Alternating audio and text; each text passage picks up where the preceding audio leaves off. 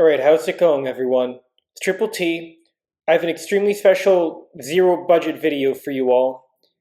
A few weeks ago, I finished my 1 month academic pause. I used part of my break to network with the most famous professional combat org in the world, the UFC. They have their headquarters in Las Vegas, Nevada. I went down with my very good friend and met with a mutual friend turned good friend who fights at the UFC, Charlie Campbell.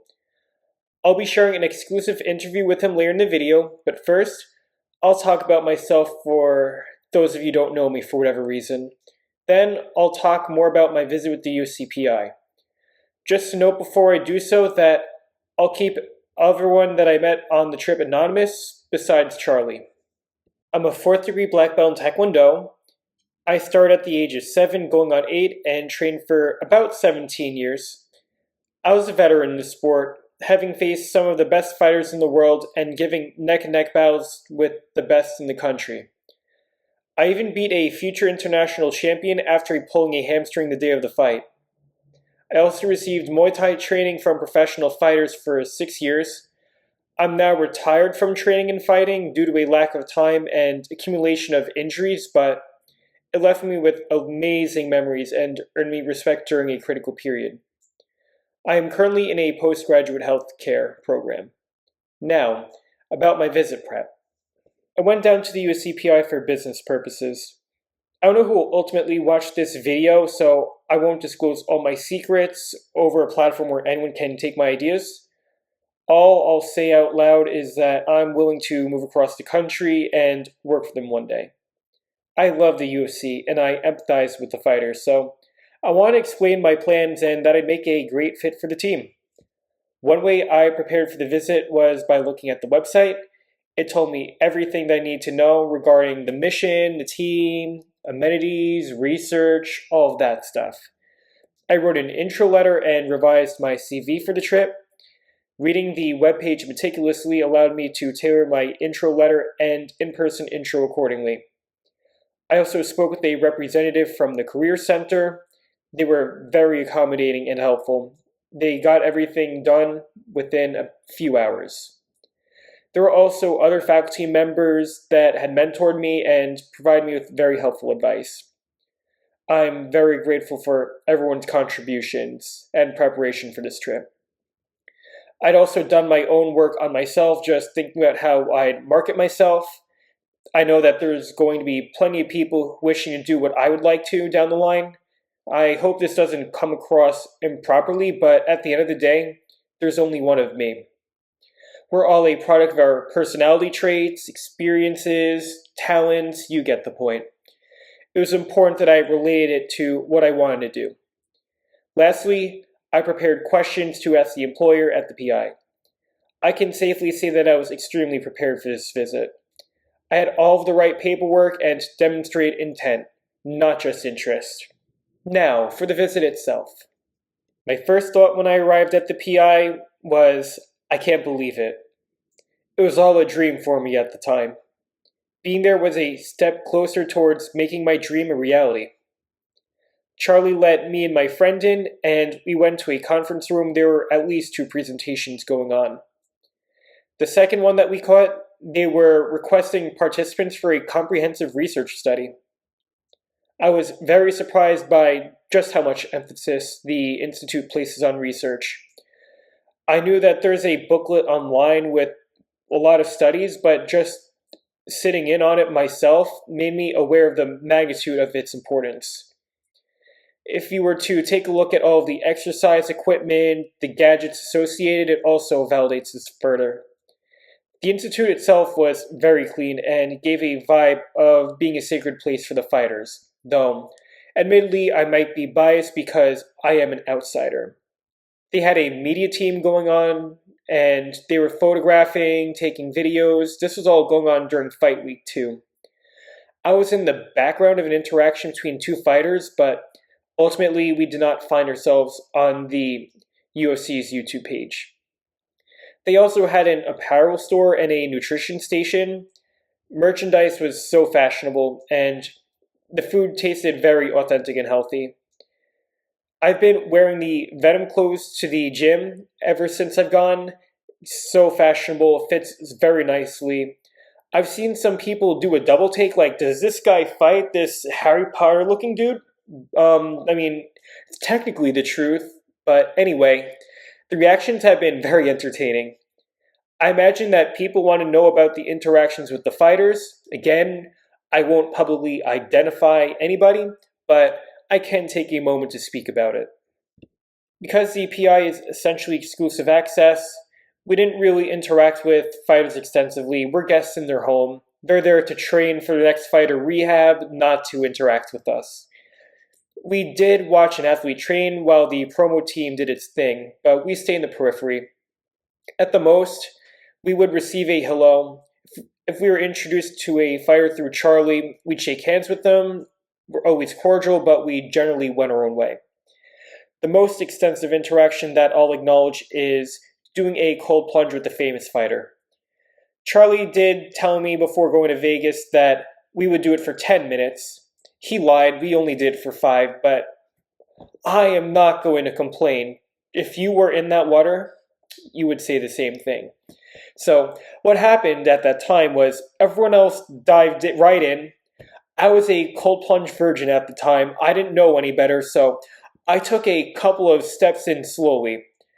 I couldn't hold back how badly it hurt. I let out a primal scream for a second. It made me wonder about what it was like to sink on the Titanic. The water was so frigid. The aforementioned fighter was so cool about it, though. Told me I was doing great and to keep going. I originally agreed to the plunge for Charlie, but I stayed in for that one fighter, and he even agrees with me. I might have hopped out that moment that my ankles went painfully numb, but I went in deeper over time. Around the 4-minute mark, I was at shoulder height. The last minute, surprisingly, was the least painful. The camera people were counting down, giving me hope that the suffering would finally end. After minute 5, we dunked our heads in and we got out. Shook hands with that fighter. The photo team actually got a shot of my good friend shaking hands with them. And then a few seconds later, they took another photo, him smiling afterwards. It's truly such an iconic moment. You can just frame that on your refrigerator. Then we all went right into the sauna. So glad it was over with.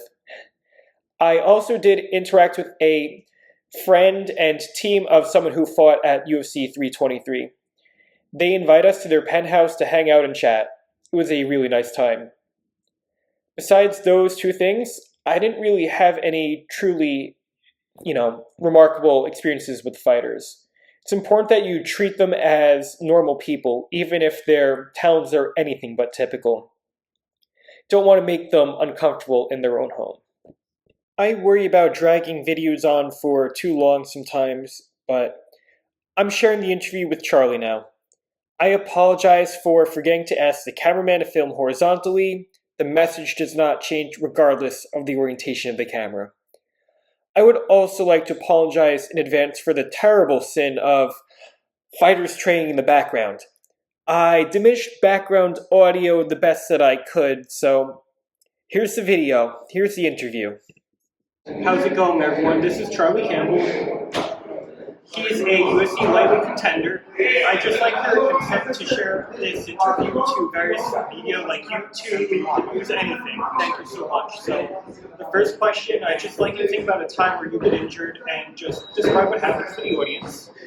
Well, I guess you could say the biggest or worst injury I had is the more recent one, which actually started almost 5 years ago. I was in a wrestling session preparing for a fight. I was twisting, turning, and at the time, because I didn't deal with anything with my knees any time in the past, I guess I felt almost invincible in certain ways where I'm making funky scrambles. And I'll never forget the popping, twisting.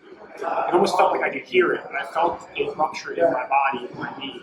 And I essentially tore my meniscus. I didn't know until 5 years later, which was about a few months ago, where I finally had a procedure done to repair that lateral left meniscus. I'm sorry to hear that you're struggling with that right now. Do you know how long your PT course is? I've heard that it could be technically anywhere between 7 and like 9 months, depending on just the progress. That timeline can change. And it essentially would be different if I was just an everyday person with a regular job. It's just, however, I'm looking to wrestle and do these movements again. And, those progressions are different.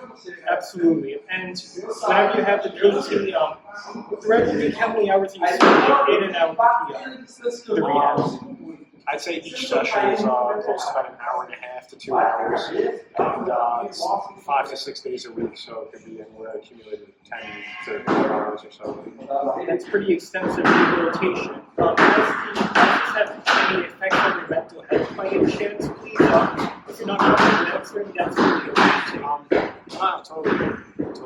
So one of the resources we have here at the Performance Institute is sports psychology and psychology work in general. So unfortunately, I have access to that resource as well to handle some challenges that I've had. And I've had that. It's been tough, having lost my last fight in a situation where I ended the fight with the injury and I potentially could have won if I was able to do certain things that would be injury. So there were some challenges, but ultimately we have to find a way to just center ourselves and not be in that past route. Those things are in the past. There's no other way to fight. Is there anything I can control about what's behind me? So there are techniques I've used that I've learned here to help center myself, notice and just observe my brain still thinking about those things and constantly trying to upset about things that are essentially control the work in the past. And not really allow that to soak up our day and take us away from that time with people, right? If I could go to fights on Saturday, my mind was thinking about my family 2 months ago. So that's just an example of being present, which is what I'm working on a lot. I'm glad that you're doing well at being mindful. Is there anything else that you'd like to share with the audience? I guess I could say that I'm 30 years old now. In my body, aside from my knee, which is going to get better, I feel like I'm 22. So I remember what 22 felt like. It felt like yesterday. I don't really feel a lot of things bothering me aside from my knee, which will heal. I say that because I know that the ceiling is still so high for me. Fights with the UFC, I've been the fights that I've lost in my career as a professional. I was winning those fights. I was doing well. I know that I'm a marketplace. I know that if I fine-tune things and strategize and be better, which I will with time and experience, then I will be the best. So it's just a matter of time, and patience is a virtue. Thank you so much for sharing this with me, man. Good luck in your next fight. So that's the interview with Charlie. It was very interesting to compare his description of his injury to what I see in textbook.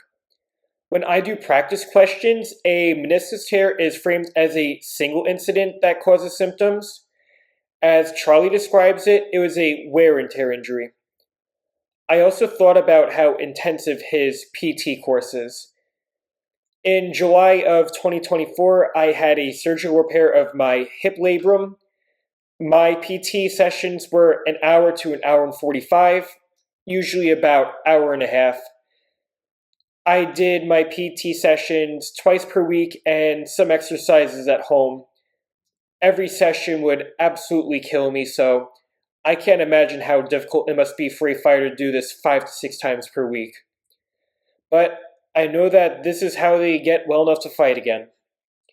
Speaking of being well, I appreciate his focus on mindfulness and staying in the present.